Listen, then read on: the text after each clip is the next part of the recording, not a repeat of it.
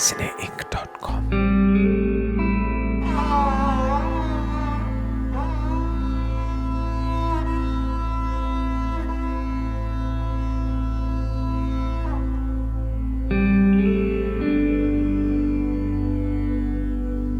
Hello and welcome. मेरे साथ कथक का एक बहुत बड़ा नाम यहाँ उमा शर्मा जी की शख्सियत में मौजूद है। और सबसे बड़ी बात यह है कि यहाँ लंदन में आप जैसे लोगों के साथ में फुर्सत के साथ बैठकर बातें करना ज़रा मुश्किल होता है कभी कभी, लेकिन जब हो जाए तो मज़ा आ जाता है, इसलिए कि मौसम अच्छा है, बाग में और बड़ा खूबसूरत आपका बगीचा। अरे वाह, लवली फ्लावर्स। आदाब। आई एम रियली, मैं तो यही देख रही हूँ बैठकर। इसके लिए तो जो बागबान है उसको मुबारकबाद देनी चाहिए। लेकिन मैं आता हूँ अपने ये जो आज का हमारा इंटरव्यू है उसके मौजू की तरफ, और मैंने टॉपिक आपके लिए आमतौर पे ये रखा है इस वक्त कि गंगा जमनी तहजीब का जब जब नाम आता है उमा शर्मा का नाम आता है। ये कॉम्बिनेशन कहाँ से शुरू हुआ? आपका ताल्लुक़ जयपुर घराने से है, लेकिन आपने लखनऊ में शंभू महाराज से भी तालीम हासिल की। वही शुरू हो गया, जयपुर घराना, ऊपर से लखनऊ घराना।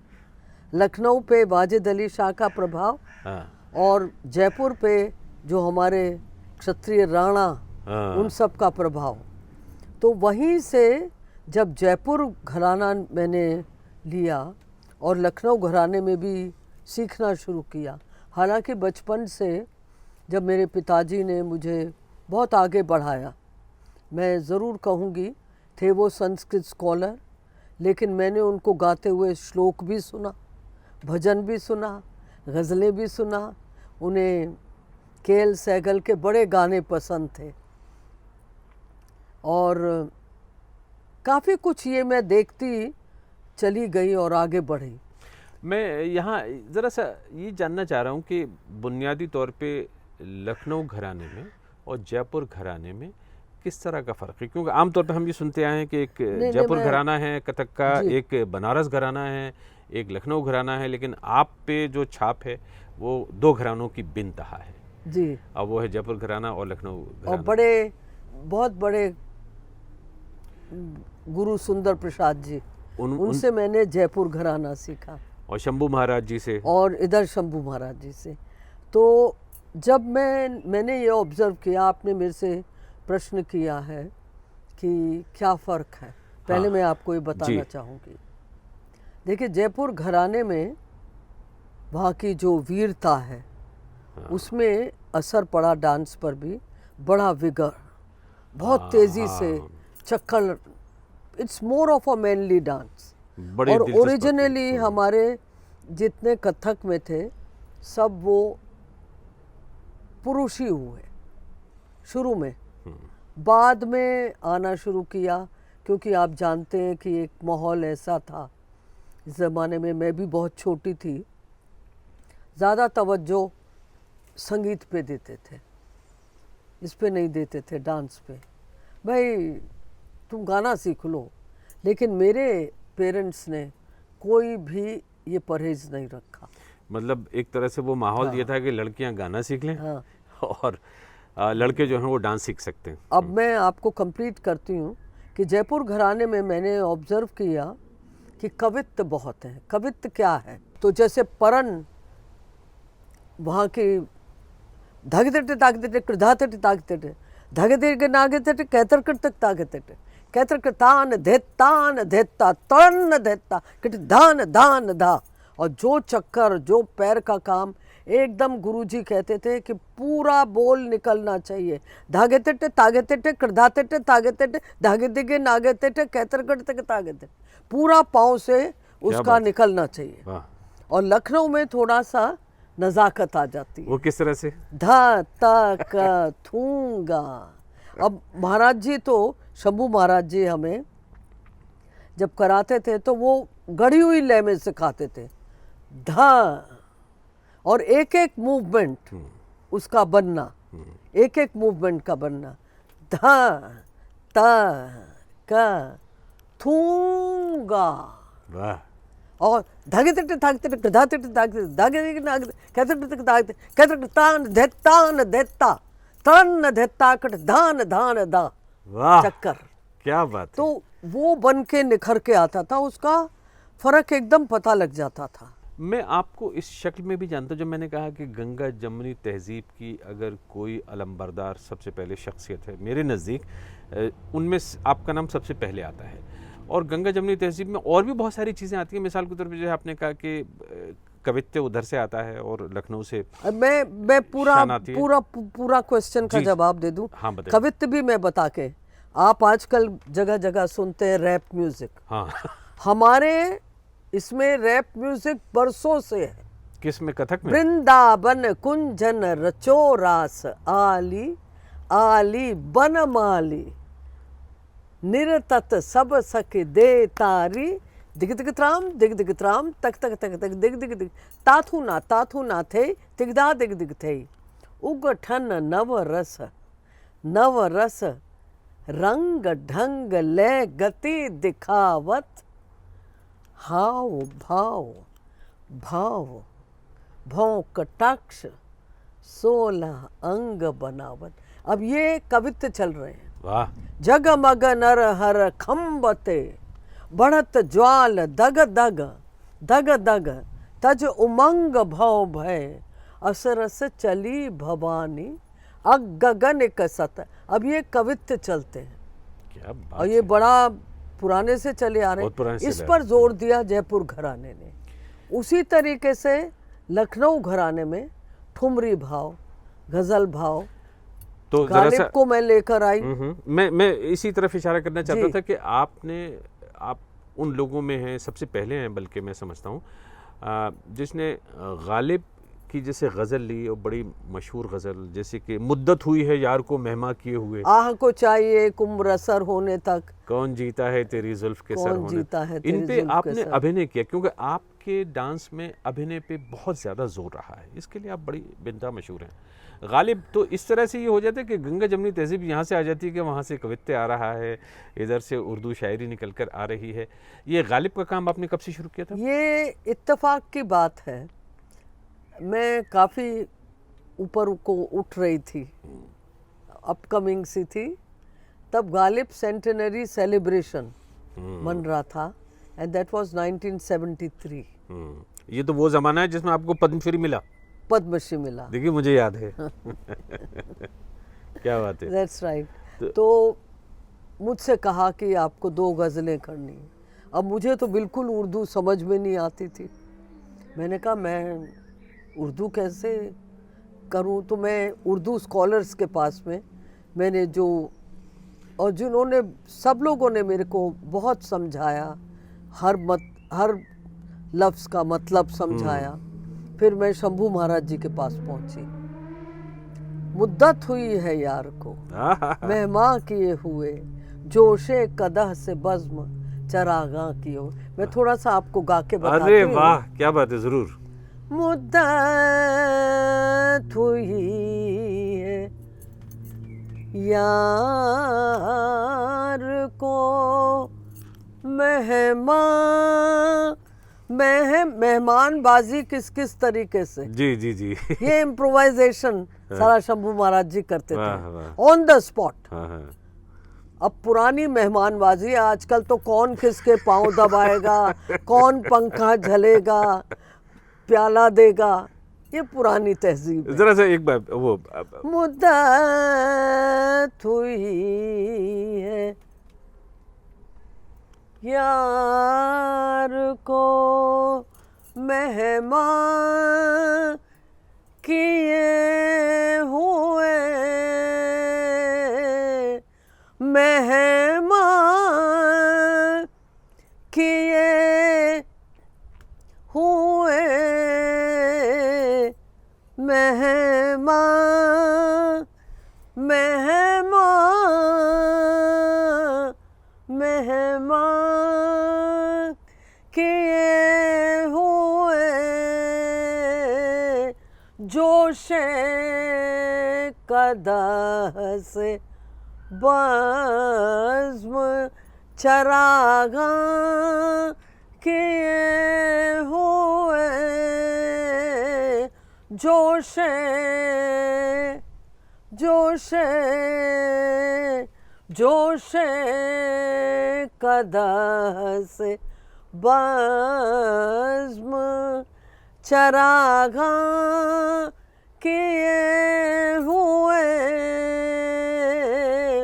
मुद्दत मुद्दत हुई है यार को यार को यार को मेहमान मेहमान मेहमान किए हुए मुद्दत हुई है यार को यार को। वाह क्या बात है। मैं तो ये समझता हूँ कि दुआ करता हूँ कि हर इंसान को ऐसा मेहमान बनने का शर्फ हासिल हो, खुदा करे। देखिए कि हर अभिनय शख्स बताना, की किस्मत में ऐसा मेहमान बनना उसको नसीब हो। जी आप कुछ कह रही थी। परवेज जी, अभिनय को बताना, पहले सबसे पहले पोइट्री के मूड में जाना, पोइट क्या कहना चाह रहा है और उस शब्द का मतलब क्या है, हर अल्फाज को समझ लेना, उसका मतलब समझ लेना, तब उसको सोचना और सोच के, अब ऐसा होता है महाराज जी का जो स्टाइल रहा कि ऑन द स्पॉट इम्प्रोवाइज करना। अब नज़रों से मेहमान मेहमान मेहमान मेहमान मेहमान मेहमान मेहमान किए हुए, ये घंटों की बातें हैं। क्या बात अगर मैं बैठ गई इस वक्त तो आपका समय गुजर जाएगा। नहीं, समय मैं गुजरने नहीं दूंगा। मैं समय को मैंने पकड़ रखा है इस मुट्ठी में। एक चीज़ रह गई, आपने पहले जिक्र किया था इसलिए कि बेगम अख्तर ने इतनी खूबसूरत वो गाई भी है। उल्टी हो गई सब तस्वीरें, इस पे भी किया नहीं? अभी आपने वो बताया नहीं, मैंने कहा था हम उसमें हमरी अटरिया पे। अच्छा चलिए उस पे आ जाते हैं। गज़ल का रंग तो हमने एक बार देख लिया, लेकिन ये कि मुझे ये पता है कि रासलीला, ठुमरी भाव, ठुमरी तो भाव, उसके तो इसमें आपको कुदरत बादशाह हासिल थे है। बिल्कुल ठुमरी शंभू महाराज जी। हाँ हाँ हाँ।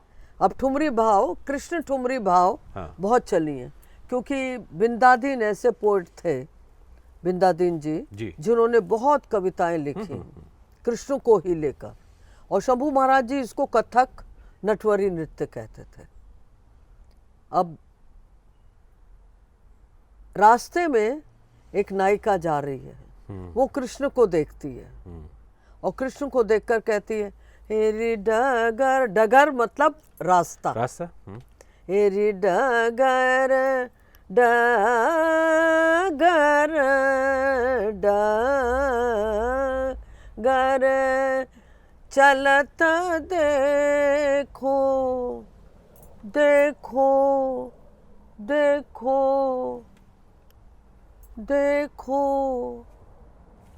देखो देखो देखो देखो शाम मेरो मन लीनो लीनो डगर चलत देखो शाम, नजरों का बनना। क्या बात है। अब आप डगर बता रहे हैं, उसकी नजर अलग, और देखो अब क्या क्या भाव उमड़ के आता है देखने पर। कृष्ण को देखा तो अच्छा भी लगा और ये परेशानी भी हुई कि अब मैं जा कैसे पाऊंगी, ये तो रास्ता रोकेगा। देखो देखो देखो देखो देखो शाम मेरो मन लीनो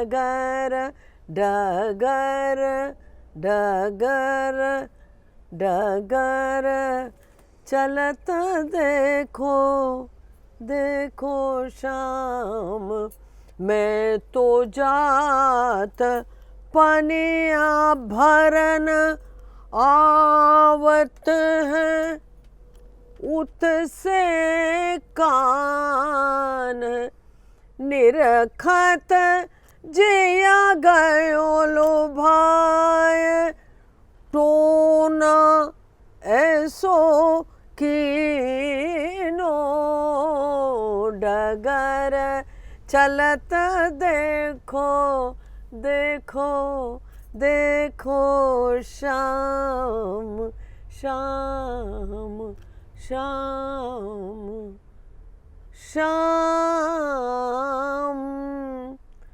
शाम शाम शाम।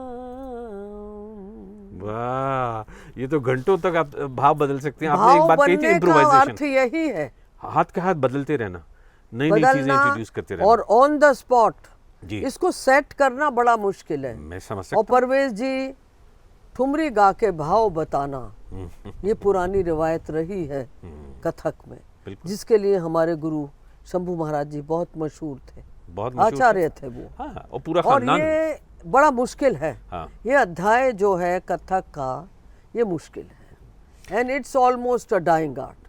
अब क्योंकि मैंने सीखा है महाराज जी से, कई वर्ष तक सीखती रही, जब तक वो यहाँ से। मुझे ये भी पता है कि अब आप सिखाती हैं, एक बहुत बड़ी आपकी डांस सिखा रही हूँ, मैं अकेडमी है बच्चों को भी सिखा रही हूँ। ये दिल्ली में ईस्ट ऑफ कैलाश नाम के इलाके में एक बड़ी अकेडमी, बड़ी पुरानी अकेडमी है, वो तो आपके पिताजी के ज़माने से चली आ रही है। 1976 में हाँ। मैंने इस्टेब्लिश कर दिया था। अच्छा। और बच्चे आने शुरू हो गए थे, और उनको बड़ी सख्त, मैं बहुत सख्त टीचर हूँ मैं, और सिखाती हूँ, मेहनत करवाती हूँ। I am a perfectionist. I also want कि dance can not be without अभिनय। हर बात पे नज़र का बनना ये बहुत ज़रूरी है, और ये मैंने अपने गुरुओं से ही सीखा। उन्होंने ही मुझे बताया कि देखो उमा, बगैर नज़र के बनने से, सबसे पहले शंभू महाराज जी तो खड़े होने का तरीका और नज़र का बनना, ऐसे ही नहीं यूँ खड़े आके, एकदम नज़र का बनना। ये नज़र बनी, ये नज़र बनी, ये नज़र बनी, नज़र का फिकाव, नज़र का बनना। नज़र का फिकाव कैसे हुआ? देखिए, धाक दिन दातू ना कात, आहा, क्या बात है, ये फिका ये फिका बिजली की तरह। मैंने जिंदगी में पहली बार सुना है कि नजर कैसे फेंकी जाती है। थे तात तत्रिक धा दिन, तक अतिरिक्त धा दिन, तक अतिरिक्त धा दिन, चाल का बनना। आहा। एक तरफ से कथक में नज़ाकत भी है, खूबसूरती है, खूबसूरत सॉफ्टनेस भी है, लेकिन एक तरफ से तांडव रूप भी है, विगरस भी है। जब तोड़े टुकड़े परन, पैर का काम, पैर के काम में पलटे बनना, तरह तरह के पलटे, तो ये सब बहुत ज़रूरी है। लेकिन अब देखिए, अच्छा, एक वो गालिब की गज़ल जो आपने पहले ही जिक्र किया था, आह को चाहिए एक उम्र असर होने तक, वो बड़ी मुश्किल। अच्छा। मैं तो उसको समझ ही नहीं पाई थी। फिर मुझे एक मिस्टर कौकब दूरी थे, उन्होंने मुझे बैठ के बड़ी अच्छी तरह समझाया। आह को चाहिए चाहिए चाहिए चाहिए चाहिए एक उम्र 3 में डिवाइडेड है, बचपन, युवा और बुढ़ापा। एक उम्र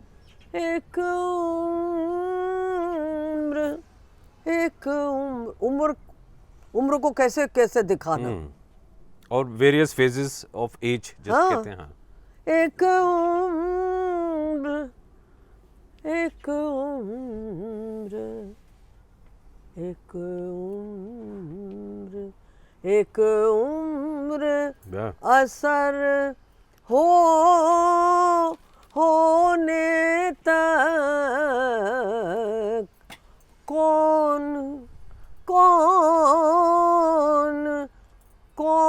जीता है तेरी जुल्फ के सर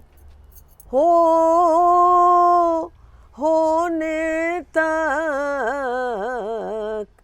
आह को चाहिए।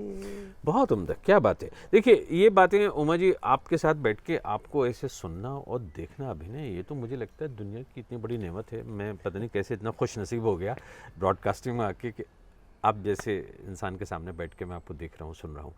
आपने एकेडमी की बात की थी कि दिल्ली में ईस्ट ऑफ कैलाश नाम के इलाके में आपकी एकेडमी है। कितने बच्चे पढ़ते हैं, अंदाजा सीखते हैं? करीब 300 से ऊपर ही है। ये मुझे बता दीजिए कि जैसे कथक सीखते हैं, सभी घराने सीखते हैं? मैं लखनऊ और जयपुर दोनों सिखा रही हूँ। अच्छा, एक जैसे मैंने तालीम ली, हाँ, वैसे मैं उनको सिखा रही हूँ। बनारस घराना रह गया इसमें, बनारस घराने की तरफ ज्यादा आपने की। घराना पे मैं विश्वास नहीं करती। जो जहाँ से गुरु उठे उन्होंने उसको उस जगह का घराना बना दिया। चीज वही है कथक। बनारस घराने में भी वो लोग कवित्व करते हैं, थोड़े टुकड़े परण करते हैं, पैर का काम करते हैं, गत भाव करते हैं, गत निकास करते हैं। जयपुर घराने में भी, अब जयपुर घराने से जो गुरु लोग आए उन्होंने उसको जयपुर घराना कह दिया। लखनऊ घराने से जो आए उन्होंने लखनऊ घराना कह दिया। आपको इस बात का अंदाजा होगा कि पाकिस्तान में भी कथक बहुत पॉपुलर है। मुझे मालूम है, लाहौर गई थी। अच्छा। और मैंने दो दिन परफॉर्म किया अलहमरा थिएटर में जी, लाहौर में, और एकदम हाउस पैक्ड। और आपको ताज्जुब होगा कि मेरे को फरमाइश वहाँ पे सबसे ज़्यादा जो मैंने अधरम मधुरम वदनम मधुरम कृष्ण का किया था ये। तो जब ख़त्म हो गया प्रोग्राम, मैंने गज़लें भी की, मैंने सब कुछ किया। हरवंश राय बच्चन की मधुशाला को भी दिखाया, मदिरालय जाने को घर से चलता है पीने वाला, सब दिखाया। आखिर में मुझे फरमाइश हुई कि उमा जी अधरम मधुरम फिर से रिपीट कर दीजिए आप। रामायण भी दिखाई।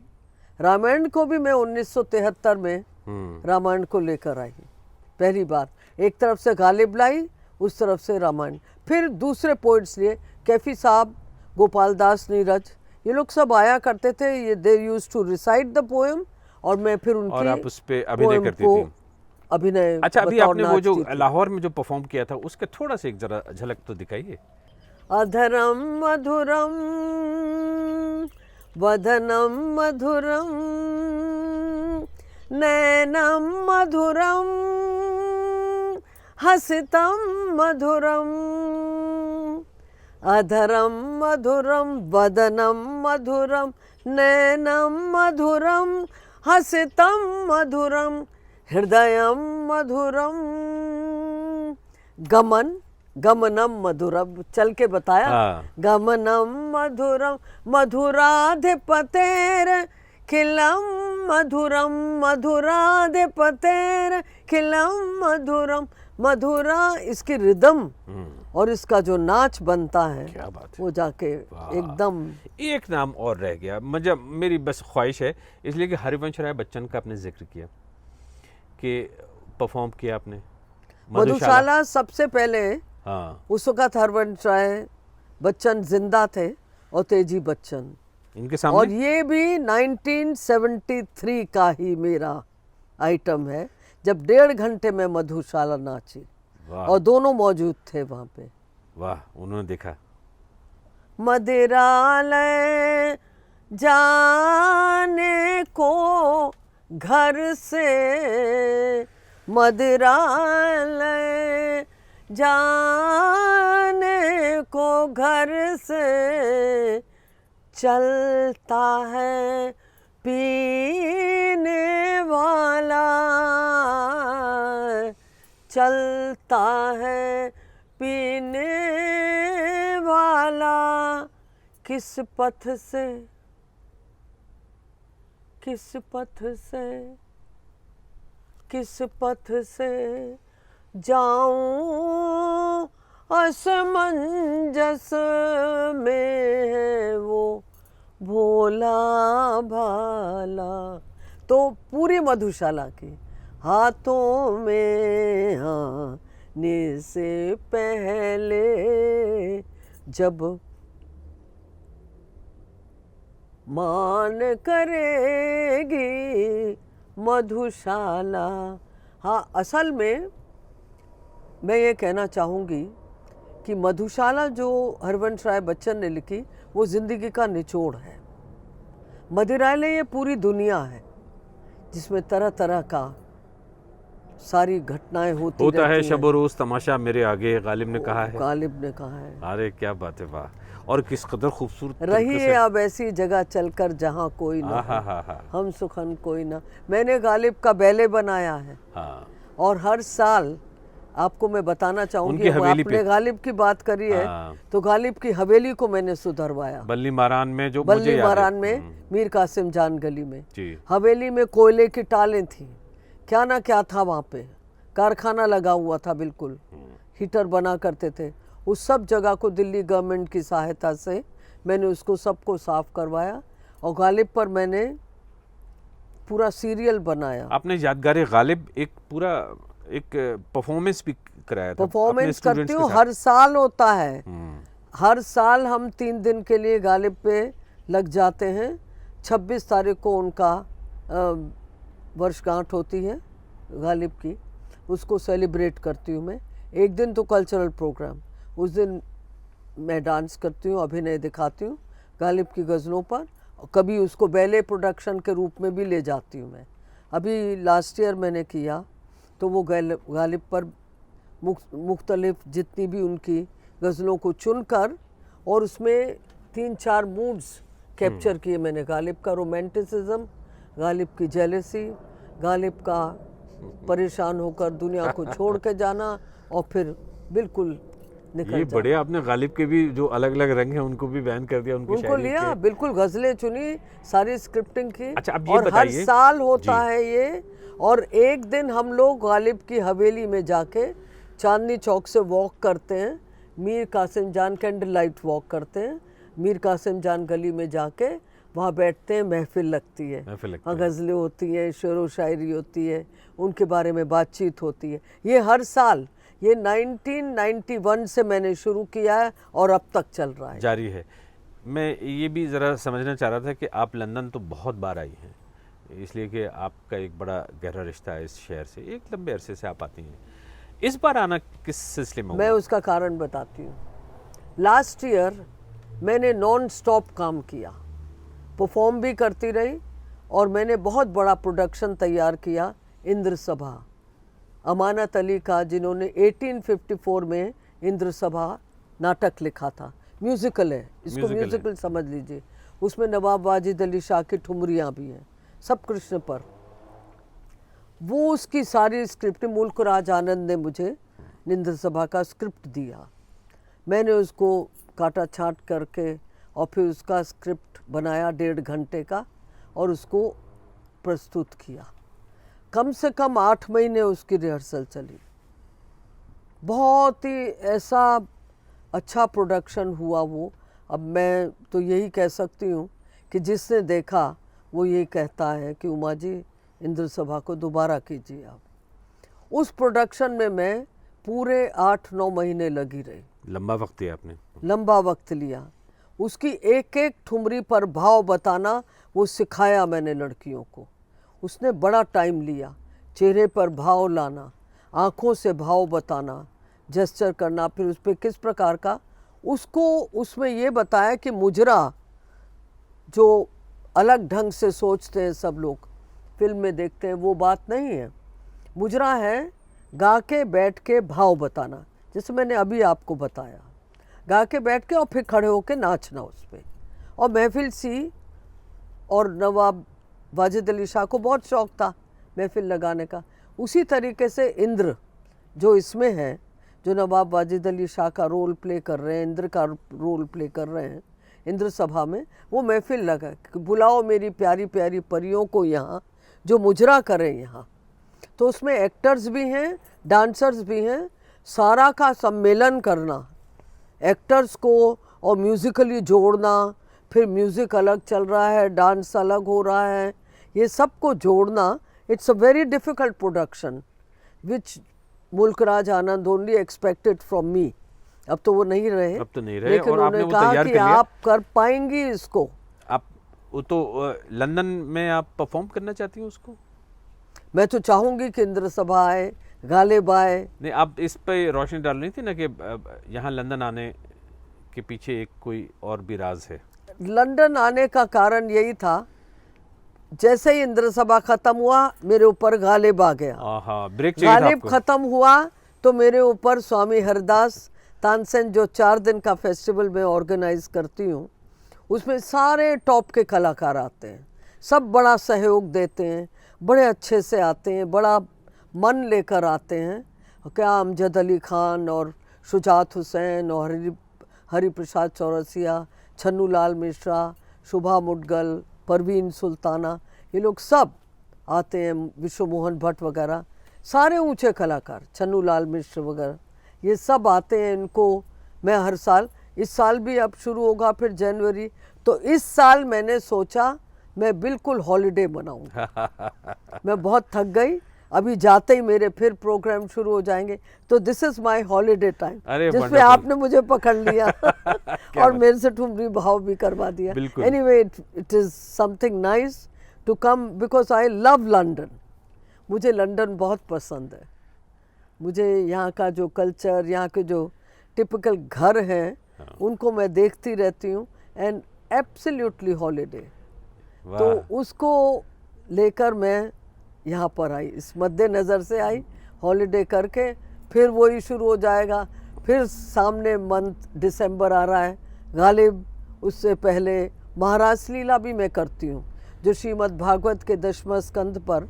आजकल की पीढ़ी को अगर हम ये ट्रेडिशनल बातें नहीं बताएंगे तो बहुत समय बदल रहा है। उनको पता होना चाहिए कि कृष्ण ने क्या क्या लीलाएं की थी, कैसे की थी। 10वां स्कंद जो श्रीमद् भागवत का है, वो यही बताता है कि बहुत सीख देता है इसमें कि आदमी घमंड क्यों करता है। जब गोपियों को घमंड हुआ तो कृष्ण अंतर्ध्यान हो गए, वो तरसती रहीं, उनको याद करके उन्होंने फिर लीलाएं की, माखन चोरी लीला। ये किसको पता है? आज हमारी बच्चियां जो स्कूल में आती हैं उनको सब कुछ पता है, उनको गालिब भी मालूम है, उन्हें इंद्र सभा भी पता है, उन्हें ये श्रीमद् भागवत का महाराज लीला भी मालूम है, सब कुछ उन्हें पता लगता है। और मैं उनको उनमें अवेयरनेस लाती हूँ ये, और उसको लेते हुए मैं उनको आगे बढ़ाती हूँ। अब इंद्र सभा में ठुमरी पे बैठ के भाव बताना इतना डिफ़िकल्ट, पर लड़कियाँ कर गईं बहुत, मतलब मैंने उनको बहुत मेहनत करवाई, तो आई am a hard task. Of course, वो तो आपके बारे में बिंदा मशहूर है। तो अभी ये मेरा हॉलिडे का टाइम है, अब समय आ गया, अभी जाते ही मैं मध्य प्रदेश टूर करूंगी, परफॉर्म करने जाऊंगी वहाँ पे। अच्छा, वहाँ जाने से पहले और यहाँ लंदन से जाने से पहले, क्योंकि कृष्ण लीला का जिक्र हुआ और रास लीला का जिक्र हुआ, आपने तरह तरह की उसमें ये भी बताया कि किस तरह से कृष्ण अलग अलग रूपों में प्रकट होते हैं, किस तरह से उनकी लीलाएं चलती हैं। मैं कृष्ण का बहुत बड़ा भक्त हूँ, फ़ैन हूँ, और मुझे हमेशा उनकी शख्सियत कमाल की लगती है। थोड़ा सा चलने से पहले ज़रा सा उनकी कुछ एक अदा या कोई एक हिस्सा जो आपको अचानक याद आ जाए, कृष्ण अभिनय के संदर्भ में कह रहा हूँ। नहीं, मैं पता है क्या आपको मैं बताना चाहती हूँ कि मैं कृष्ण के अध्याय में कैसे पढ़ी।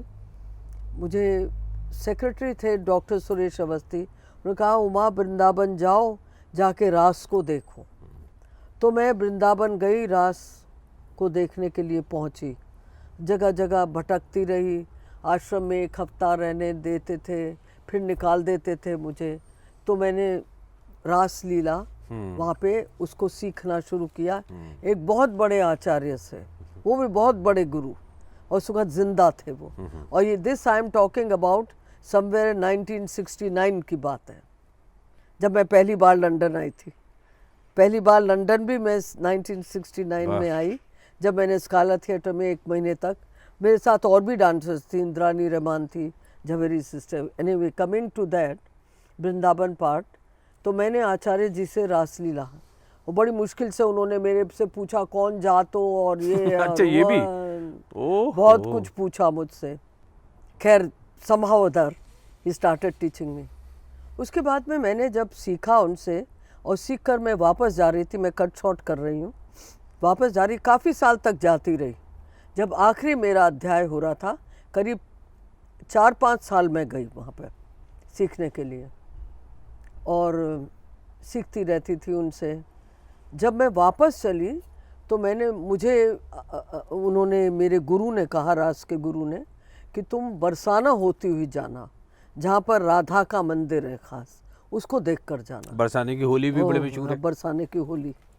तो मैं पहुँची और बड़ी पहाड़ी थी, तो मैंने कहा इतनी गर्मी पड़ रही है, क्या मुसीबत है, कहाँ से मैं देखूंगी इस मंदिर को, जाके मेरे से नहीं चढ़ा जाएगा। बरसाने की पहाड़ी पर ऊपर चढ़ो और फिर ऊपर मंदिर जाओ। मैं बहुत गुस्सा खा गई थी थोड़ी सी देर के लिए। फिर उसके बाद suddenly I saw a little piece of cloud. अच्छा, वो कुछ समय ऐसा था, सावन का समय था, लेकिन सावन की जो गर्मी भी होती है वो भी बड़ी तेज धूप निकलती है, उसमें ह्यूमिडिटी बहुत होती है, तो उमस होती है। तो थोड़ा सा बादल मैंने देखा, मैंने कहा ओहो, ये तो कुछ ना कुछ बात बन रही। और थोड़ी देर में ही मेरी परेशानी के बाद वो बादल धीरे धीरे छाते गए और मैं दौड़ के पहाड़ी पर एकदम चढ़ी। जैसे ही पहाड़ी पे पहुंचती हूँ मैं, इतनी तेज़ बारिश, मतलब वाकई मुझे ऐसा लगा कि मुझे ईश्वर के दर्शन हुए, क्योंकि जिस तरीके से मैंने अपनी परेशानी जताई, मेरी परेशानी को हल किया, और बारिश तब तक नहीं पड़ी। और नज़ारा क्या था, पहाड़ी पर मैं देखती जा रही थी, इधर मोर नाच रहे हैं, उधर मोर नाच रहे हैं, और मैं चढ़ती चली गई ऊपर पहाड़ी पर। मेरा एक शागिर्द मेरे साथ था, तो हम पहुँचे और जैसे ही पहुँचते हैं तो बारिश पड़ी। वाह, ये मैं कभी नहीं भूल पाती हूँ, और ये वाकई सच्ची बात है कि मुझे इस डांस की बदौलत मैंने कई बार इस तरीके के मेरे साथ में घटनाएं हुई हैं।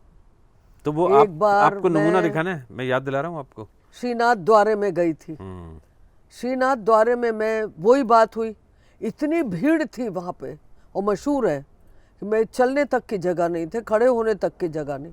मैंने कहा मैं कैसे दर्शन करूँगी श्रीनाथ जी के। इतने में एक छोटा सा लड़का आया, कहता है आपको दर्शन करने हैं? तो मैंने कहा हाँ, मुझे दर्शन करने। तो मैं उसके पीछे पीछे चल दी, मेरे साथ मेरे और भी कलाकार थे, हम चल दिए। जैसे उसने मुझे बिल्कुल श्रीनाथ जी इतने से फासले पर, थोड़े से फासले पर, 2 कदम के फासले पर श्रीनाथ जी, और मुझे ले जाके खड़ा कर दिया।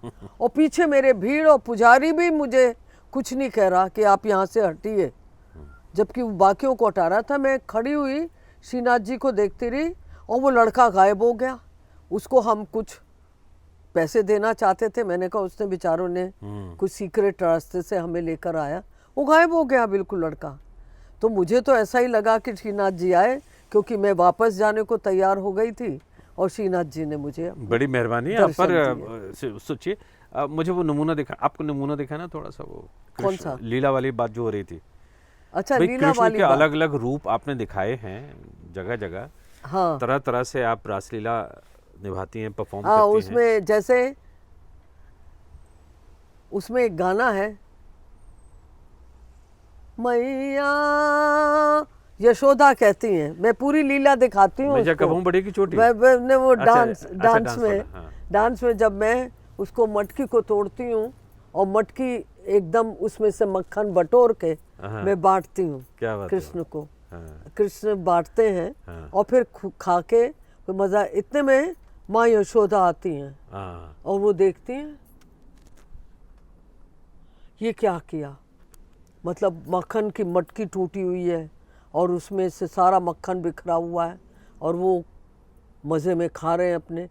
तो पहले तो माँ को गुस्सा आता है, फिर वो देखती है, फिर वो बनाई लेती है और जाके एकदम पकड़ती है, तुमने माखन खाया?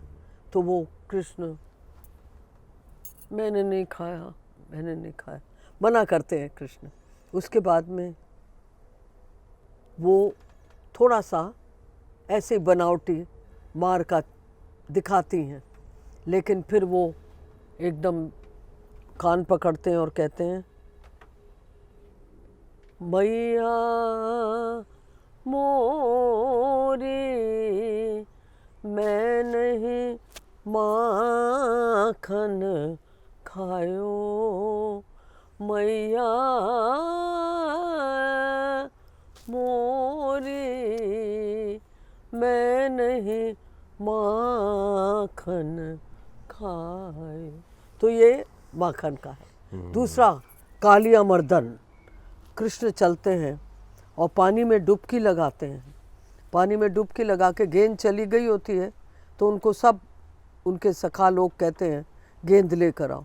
गेंद लेकर लेने वो जाते हैं तो वहाँ कालिया मर्दन के साथ में काफ़ी युद्ध होता है और कृष्ण भी उनको विजयी होकर कि उसके ऊपर जब नृत्य करते हैं कि तांडव गति मुंडन पर नाचत, तांडव गति मुंडन पर सांप के फन पर नाचत गिरधारी, पम पम पम पद पटकत फम फम फम फनिन ऊपर, बिम बिम बिम बिनित कृत नाग विधुकारी, सन सन सन सन का दिक नन नन नन नारद, गंग गंग गुणी गंधर्व नाचत दे तारी, किन किन किन किंद्र जपत इन इन इन इंद्र करत, धन धन धन देव शरण, मम मम मम मैं हारी, बम बम बम महादेव, बम बम बम बलिहारी, बम बम बलिहार। खूब नाच। वाह क्या बात है।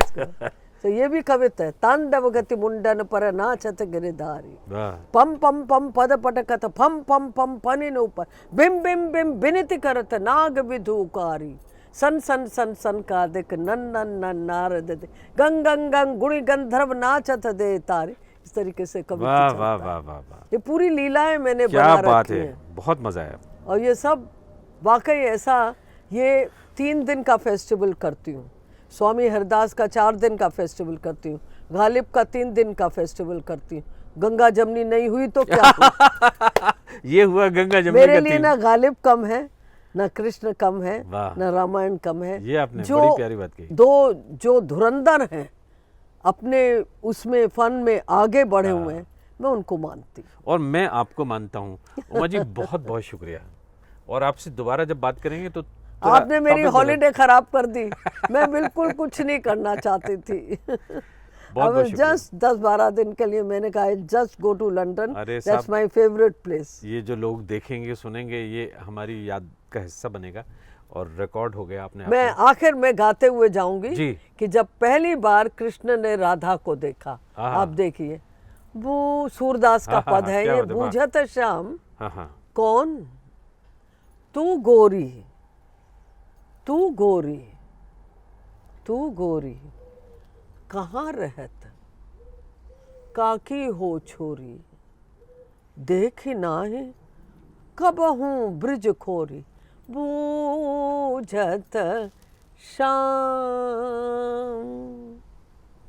कौन कौन कौन कौन कौन तू गोरी